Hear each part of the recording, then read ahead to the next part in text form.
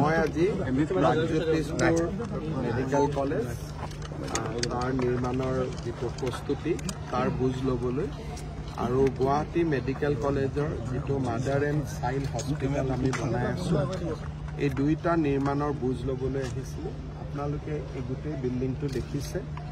এইটো গুৱাহাটী চিকিৎসা মহাবিদ্যালয়ৰ নৱতম সংযোজন হ'ব। ইয়াতে মাতৃ আৰু প্ৰসূতি আৰু শিশুৰ বাবে 800খন বিচনা থাকিব আৰু লগতে মেডিকেল কলেজৰ প্ৰিন্সিপালৰ যিটো কাৰ্যালয় সম্পূৰ্ণ টপ ফ্ল'ৰত থাকিব। আৰু এক প্ৰকাৰ আমাৰ উদ্দেশ্যটো হ'ল আমি গুৱাহাটী মেডিকেল কলেজখনক ৰাস্তাৰ সোঁফাললৈকে লৈ আহিছোঁ যাতে বাওঁফালৰ পুৰণা বিল্ডিংটো ভাঙি আমি তাত নতুন 3000 বেডেড হস্পিটেল এখন বনাব পাৰোঁ। এই বিল্ডিংটো সম্পূৰ্ণ হোৱাৰ লগে লগে ছুপাৰ স্পেচিয়েলিটি সম্পূৰ্ণ মহেন্দ্ৰ মোহন চৌধুৰী হস্পিটেলত গুচি যাব। দুই এদিনতে মই তাকো চাব আহিম, আপোনালোকে দেখা পাব। তাতো অত্যন্ত আটকধুনীয়া কনষ্ট্ৰাকশ্যন হৈ আছে।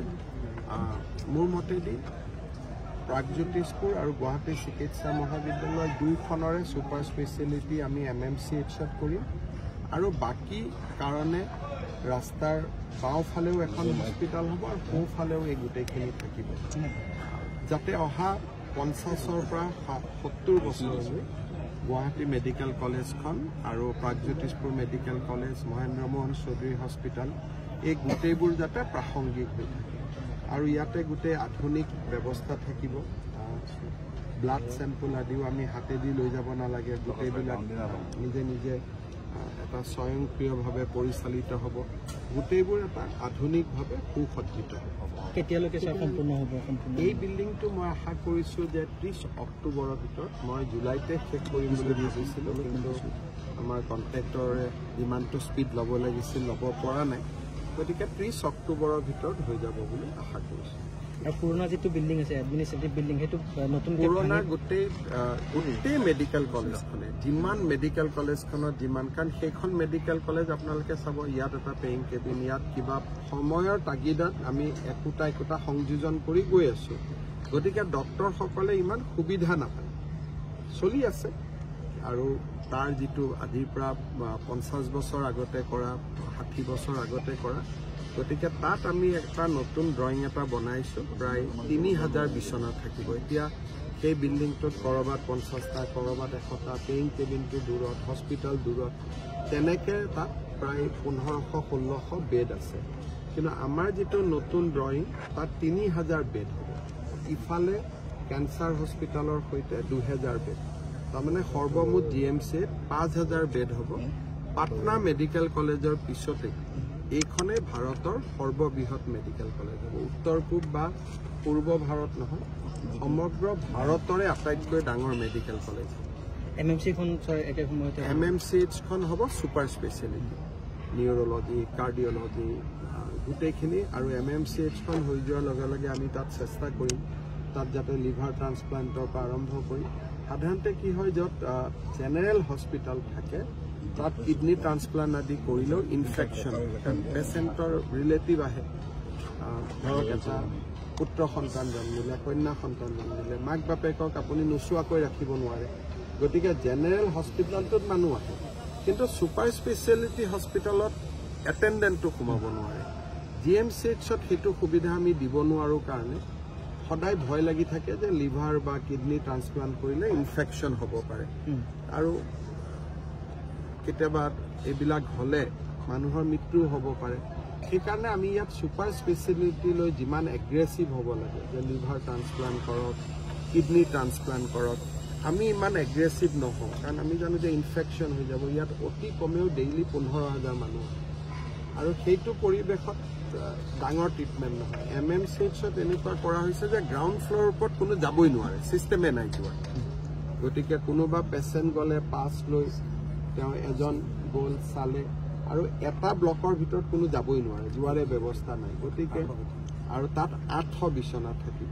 গতিকে এই গোটেইখিনি হৈ গ'লে প্ৰাগজ্যোতিষপুৰ, গুৱাহাটী মেডিকেল কলেজ সম্পূৰ্ণ, মহেন্দ্ৰ মোহন চৌধুৰী, এই তিনিটা হৈ গ'লে গুৱাহাটীত আৰু মেডিকেল কেয়াৰৰ কাৰণে আমি আৰু নেক্সট 50 to 75 ইয়াৰ্ছ আমি চিন্তা কৰিব নালাগে আৰু ইয়াতো আপোনালোকে জানে আমি আৰু এটা বহুত ডাঙৰ কামত হাত দিছোঁ সেইটো হ'ল প্ৰটন বিম থেৰাপি কেঞ্চাৰ হস্পিটেলৰ লগত আমি ইতিমধ্যে আগুৱাই গৈছোঁ এইটো এটা 500 crore rupees লাগিব এটা মেচিনৰ কাৰণে আৰু সেই মেচিনটো হ'ল কেঞ্চাৰ পেচেণ্টক স্পেচিফিক ৰেডিঅ'থেৰাপি কৰিব ওচৰৰ অংগ পতংগ কোনো ক্ষতি নহয় তেনেকুৱা এটা অত্যন্ত অত্যাধুনিক মেচিন ভাৰতত মাত্ৰ দুটা আছে চেন্নাইত আছে আৰু মুম্বাইত আছে এতিয়া সেইটো কৰাৰ কাৰণে আমি ইতিমধ্যে অসম চৰকাৰে নিজৰ টকাৰে নোৱাৰে গতিকে বিভিন্ন ডাটা CSR আমি যোগাযোগ কৰি আছোঁ সকলোৰে লগত আৰু অসমৰ ৰাইজকো আহ্বান জনাম যিসকলে পাৰে অলপ ডনেশ্যন কৰিব আমি প্ৰটন বিম থেৰাপি মেচিন এটাও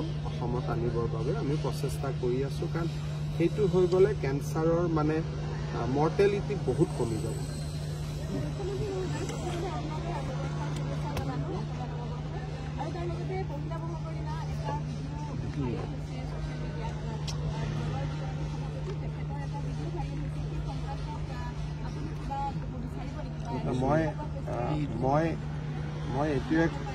মই এইটোৱে কথা কওঁ যে পহিলা বহাগত আৰু এটা ভাল খবৰ হৈছিলে যে অসমীয়া ভাষাত আমি চৰকাৰী নটিফিকেশ্যন গেজেটছ ৰুল ইভেন এছেম্বলিটো এতিয়াৰ পৰা যি আইন আহিব অসমীয়া ভাষাত আহিব এতিয়া আমাৰ মানসিকতাৰ ওপৰত কথা যে ৰাতিপুৱাৰ পৰা মোক ভিডিঅ'টোৰ কথা সুধি আছে কোনে অসমীয়া ভাষাৰ কথাটো নুসুধে কিন্তু যদি বঙালী মানুহ এটাই কিবা কৈ দিয়ে আপোনালোকেতো হুলস্থুল লগাই দিয়ে বিহাৰী মানুহ এজনে কিবা এটা কথা কৈ দিলে হুলস্থুল লগাই দিয়ে সেইকাৰণে মোৰ গোটেই সংঘাতটো ক'ত লাগি যায় যে মই বিচাৰোঁ যে মানুহ পজিটিভ হওক কোনোবাই গালি গালাজ কৰিছে সেই ভিডিঅ'টোলৈ যদি এজন মুখ্যমন্ত্ৰীক সোধে তাতকৈ কিমান ভাল ভাল কথা সুধিব আছে অসমত হয় নহয় এইবিলাক মানুহে গোটেই মানুহৰ মেণ্টেলিটিটোৰ ওপৰত ডিটাৰমাইন কৰে কোনো মানুহেতো এইটো ভিডিঅ' যিখিনি পজিটিভ মানুহ কোনেও এই ভিডিঅ' চোৱাই নাই কাৰণ এইবিলাক ঠিক আছে চলি থাকে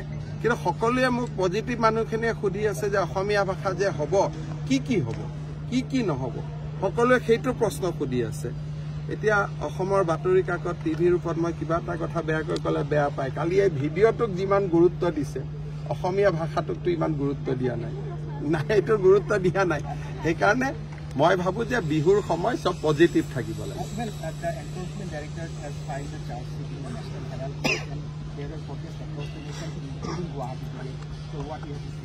You see, what is the case? There was a initial, the National Herald, the company, they had a capital of 50 lakhs. After the company was taken over by the Gandhi family, fraudulently, I'll use the word fraudulently. After the company has been taken over fraudulently by the Gandhi family, suddenly its net worth increased to 2,000 crores. Not only that, it is a Section 9 company where profit is prohibited, like our Cancer Foundation. You cannot make profit, but they were making profit. Rahul Gandhi often accused Adani and Ambani that how you have made so much money. My question is, being a politician, being a member from a political family, where from you have earned that business tricks to convert 50 lakhs rupees to 2,000 crore? If you teach us the same formula, at least I can reverse the fate of Assam. I can also do the same thing for the state of Assam. Today, Congress people are on demonstration, but these poor people do not realize that their leader has taken mint money. The leaders are deeply involved in corruption. So Congress people should demand Rahul Gandhi and Sonia Gandhi, give us that 2,000 crore back to the people, back to the party. Have you seen the condition of the party offices of Congress? At least that 2,000 crore could have been plumbed back, could have been given back to the party to construct the party offices. Have you seen the condition of Rajiv Bhavan in Assam?